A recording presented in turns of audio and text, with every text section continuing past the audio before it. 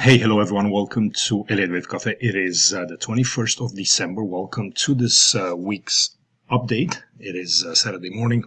Let's take a look at the charts and the wave counts in the S&P. We'll take a look at gold, Bitcoin, a couple of stocks also, and just kind of give you my thoughts on the market in general here. We had a negative week here. We closed about 2%. We had a pretty decent sell-off, upwards of 3% in some markets on Wednesday after the Fed meeting, when they announced a rate cut of 25 basis points. But Jay Powell was a bit more hawkish than I guess the market expected him to be, the market kind of got freaked out a little bit and just sold off. Now we recovered, some of those losses on Friday. We had a pretty decent rally with a bit of a sell-off towards the end of the day, but nonetheless, they managed to close the S&P 500 just at a 10-week moving average, as you can see on the right side of the chart right here. So let me go to the wave counts first, and then I'll take a look at the technical page. We had a decent volume on Friday also. It was an option expiration.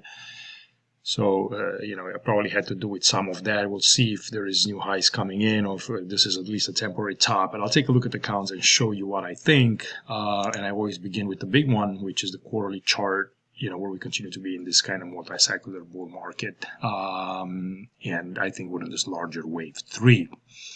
So to go to the smaller time frames, here is our 2-week chart. I'm going to maximize this a little bit, and you can see that wave 2 that we had at the end of 2022 in October, November. And then I modified this count a little bit to make it to make a bit more sense, because the rallies of the lows are a little bit different in the Nasdaq and in the S&P. So I looked over this multiple times. I had kind of a second wave purple back here. I might revert back to that, but it doesn't matter. I think we're still in an upwards progression here. So 1, 2, 3, 4, and 5, 3, 4, because this wave 4, this is where kind of the market gets screwed up a little bit. And, we had this sell-off, I think it was back in August, and, this came pretty close to the fourth wave of a previous degree. So, that means that we're in a fifth wave. Now, this fifth wave could be very short, and we could be done with this wave 1, and we could start to kind of, sell off more if we're going to start falling apart next week, and we're not going to go to a new high. Then it's probably likely that wave 1 top is already in, and we're going to start pulling back in a wave 2. If we're acting strongly and we reverse from here and we start to kind of get bids again and make another high, it's likely that this trend here continues and we're going to go, towards 7K next year. So, just be a bit flexible here, but I'll show you on the smaller time frame. So I think we're pulled back probably in a wave 2 flat in here. So you can go from the lows, you can see the subdivisions. Now this wave 4, it's a bit smaller than this wave 2. If anything, is probably half the size of this wave 2, which is not a regular occurrence. If you try to cut it any other way, this wave would be the smallest wave, because I've tried to do 1, 2, 3, 4, and 5, but then this becomes the smallest, and that's a break of a rule. So it's a little tricky here, but anyway, this was a pretty severe drop. So it's either a 4, or a 2. Well, if it's a 4, then we're looking for a wave 5. Now you cannot do an ending diagonal here, because it doesn't meet the criteria. So it looks, very tricky for that. You gotta have, the waves are supposed to be in an ending diagonal, wide in a multiple of 3s fashion, right? So wave 1, 3 waves, wave 2, 3 waves, wave 3, 3 waves, wave 4, 3 waves, and wave 5, 3 waves, and they have to kind of converge. And we don't have a lot of that here. And if we do, we might still be working it. So if you go 1, 2, 3 for the wave 1, and then pull back in 2, then 3, this drop here doesn't make any sense. So it's almost like either it's not ready yet or there's something else. So if we're making a new high next week, or or the week afterwards, it's probably that this wave 3 is going to take place, and then this becomes a flat in an ABC, and that could lead to a very strong move upwards, actually. So, looking at this as maybe a simple impulse, 1, 2, and you have another 1, 2, 3, 4, 5 in here, and then a 4 and a sharp 5 followed by an ABC in here, right? That even if you put this wave there like that, and you have some kind of a 1, 2, 3 small 4 up in 5, and then a wave 2 drop, you can even do that. And then, from here on out, then you're going to start to build again. So that's why I'm very, very curious. And let's take a look at the, at the weekly structure here. So you can see, we're still above the 50 RSI. And if I go on the daily, let me go on the daily bars here. So you see the 50, it's a pretty clean uptrend, and this is like a nice bullish engulfing. Look at the volume that came in. Now, truthfully, a lot of it was probably related to the option market, right? Because it was a Friday, it's the third Friday of the month where you have those monthly expiration. But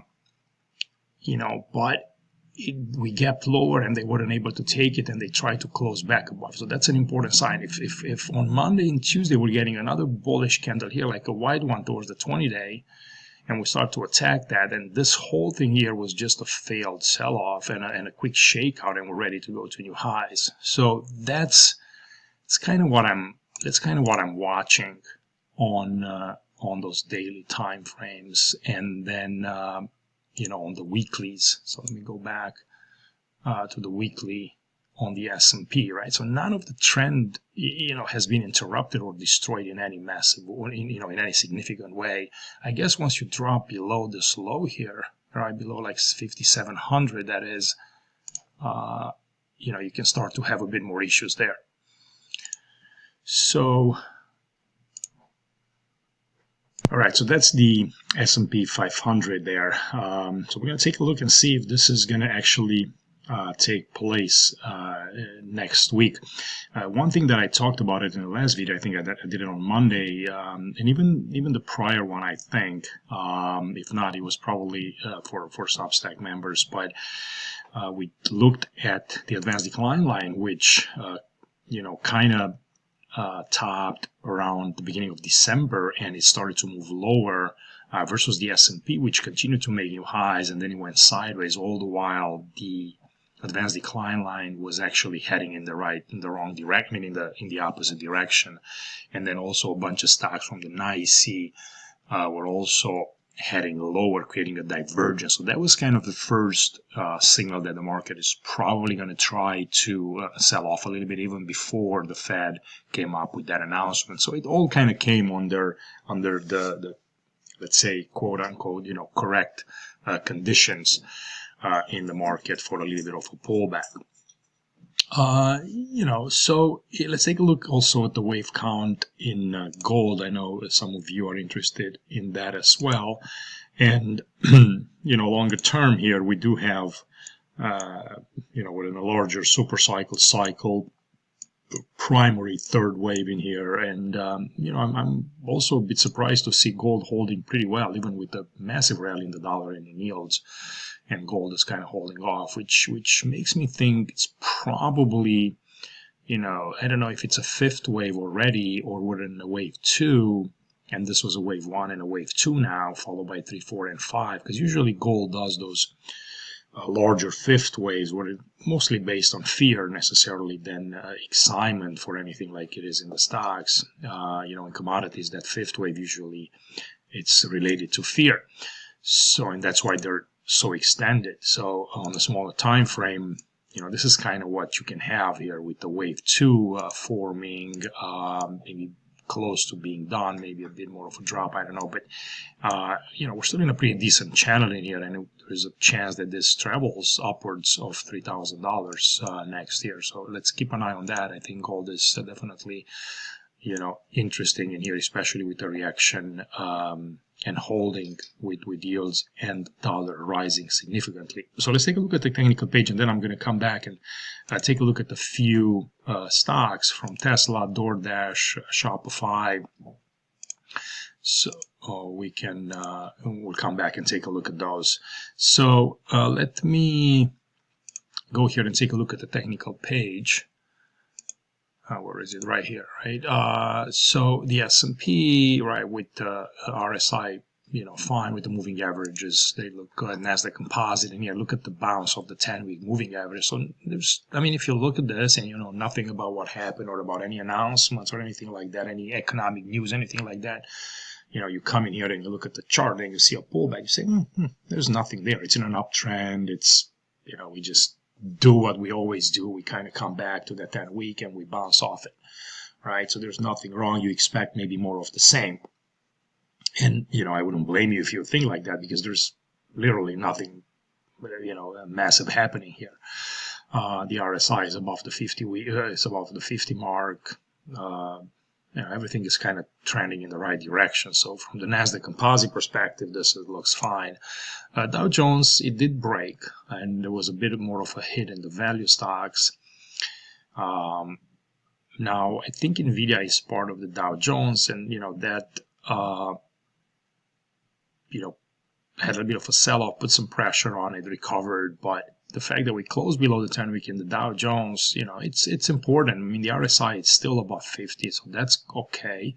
But you would almost have to have like a positive week here for this trend to remain in force. Otherwise, if we start to lose this 42,000, we could definitely get back all the way to 40,840, where you have the 40 week, which is that 200-day moving average, right? So once you're there, you need to hold that. Otherwise, you start to enter kind of a bear market territory. So definitely, we're in a zone where it's still uptrending and it's still looking healthy, but it needs to recover from here. And then, you have IWM, which also lost the 10-week. This market, it's really messed up. I was kind of forced to kind of get out again, because it's really not doing anything healthy in here by the drop. I mean, we didn't drop below this lows here, but so you could say that you're still uptrending. You have a rising 10-week, you have a rising 40-week. So these are good elements for an uptrend, but it's so choppy, so choppy. So let's see if we can, if we can recover and maybe get back towards the high of this candle. Create almost like a piercing bullish, or like an engulfing, something that can, tell us that, hey, maybe this trend is still holding. Then you have Bitcoin, which is, and I'm going to take a look at the wave count too. Actually, let's take a look at it.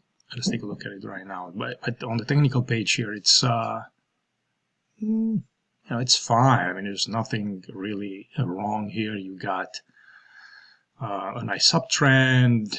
The RSI is fine. It was a bit overbought, but that's what you want to see in an uptrend, right? You want it to stay in the green area as much as possible, and ideally above that 50. So from that perspective, everything looks good. Now let's take a look at the wave count. Here is our weekly picture, where I'm looking for a much larger fifth wave to take place.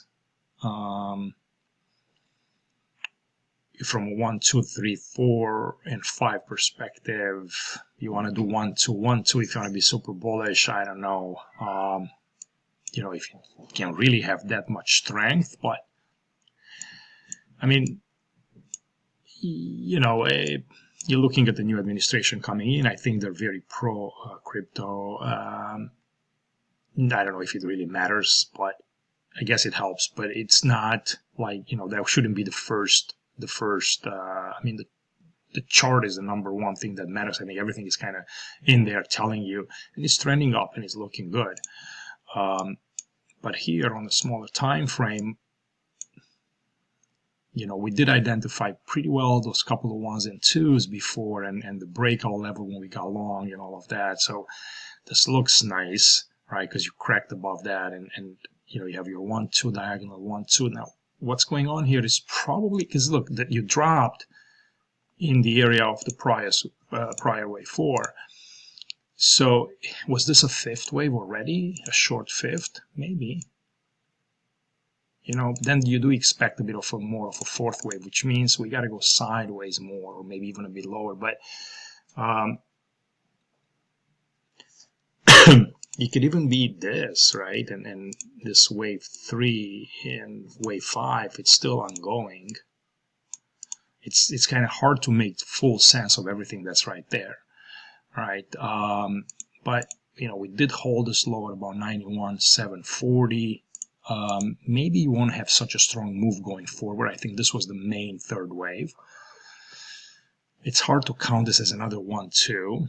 So if it's a 4, that means that we're probably going to do a 5, maybe make a quick high. If the stock market also moves higher, maybe Bitcoin makes another high, that's a 5th wave. Then we pull back in a 4, and then we either do an extended 5th wave, you know, or that wave 5 red, it's probably going to be done without reaching that $200,000 level. But I would definitely watch this low right here, because if this holds, that's a good sign, right? So if you start to lose that, then you know, you can start to put fibs and then, you know, see kind of what the next support would be. But so far, I think Bitcoin looks fine. I don't think there's anything you know, super wrong here. Yeah, if you start to kind of get back below 75, you know, then sure, you're probably going to say, yeah, that was a 5th wave red, and now you're doing a bigger ABC. Until that happens, this is all okay. It's all normal behavior. So let's take a look now at a couple of stocks here, and one of them was Tesla. I talked about it briefly in the video, but I never showed the count. So we're looking at this, you know, from the lows as a 1-2, wave 3, and a big triangle in a 4th wave. And you know, wave 5 is ongoing, and I think we're just in wave 1 of that larger 5th wave. And this is kind of how I have it split up, with the wave 1, 2, 1, 2, 1, 2, 3. I think that's a 4, and maybe doing another 5. There's also a chance that this was wave 1 in red, in a 1, 2, 3, 4, 5, a small 2, and now you're in a larger wave 3 already. And this drop would be just kind of wave 1 of that wave 3. So you can play around with it a little bit. I think you know, I think this makes more sense. 1, 2. The only reason why I put this wave 1 here is because this wave looks like a wave 3, right? So it would make sense to have a 1, 2, 3, 4, and 5. You know, you can also have here. You can also have this. I'm going to do this exercise right now, right? So you can also have 1, 2. Here I'm going to delete this, and you can also have this 3, 4, and then 1, 2, 3, 4, 5, right? With an extended 5th wave. See what I mean? So then inside this one, you go ahead and you decompose that as an impulse, and you go 1, 2, 3, 4, and 5, right? And you get rid of that as an alternate. So you can do that, and then this wave 5 become almost like an extended 5th wave. So I'll keep I'll keep an eye on all of this. It's nice on Motivate because you can just hit back and everything gets put back the way it was before. But so I'm going to save it, but I'll remember that option as maybe another alternate. So bottom line, I still think there's a bit more to go in Tesla here, and then it's you know, it broke a key weekly zone, and I think you know, it's got good opportunity here, right? So you kind of went above that level. I think that's an important development in Tesla. Okay, so now let's take a look also at DoorDash. This one also looks nice from the low. So you have a 1, 2, 1, 2, 1, 2, 3. I think this is a 4. We're probably going to move higher in another 5, then another 4, another 5 for the 3, 4, and 5. So this stock looks good. I mean, you're in a nice channel here. Maybe you're a bit, you know, on the upper part of it. So maybe it's not that fast, but, and look, you know, if you look at the wave 3, 100% is about 203. So that's a good target from 170. So another maybe $30 to the upside on DoorDash. So these are just, you know, just simple wave counts. You know, here is on the, and how it would look on the daily time frames. 2. So maybe this was just a simple wave 4 there, and then we'll see. But that looks good. And then Shopify, it's another one that I kind of like. You know, after that massive drop in a wave 2, right? You looked at it, it can go up on a 2-week chart. So deep wave 2 there, and then you're doing a nice 1-2, and we're beginning the larger third wave. And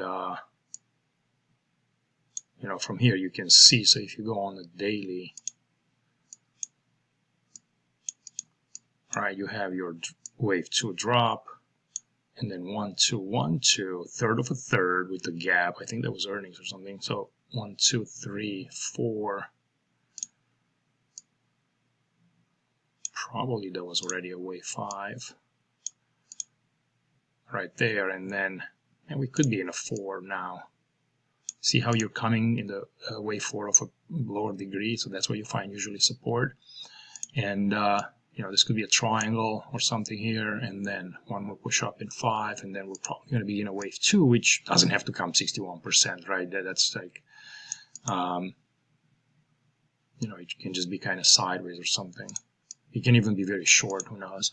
But you know, I just wanted to show you a few wave counts just for, you know, learning purposes and you know, a few interesting stocks. So anyway, you know, I'm still pretty heavy invested. We bought a few more stocks there, reduced other positions, but I talk about that every day on the video. So anyway, thanks for watching, guys. I'll see you next week. Bye-bye.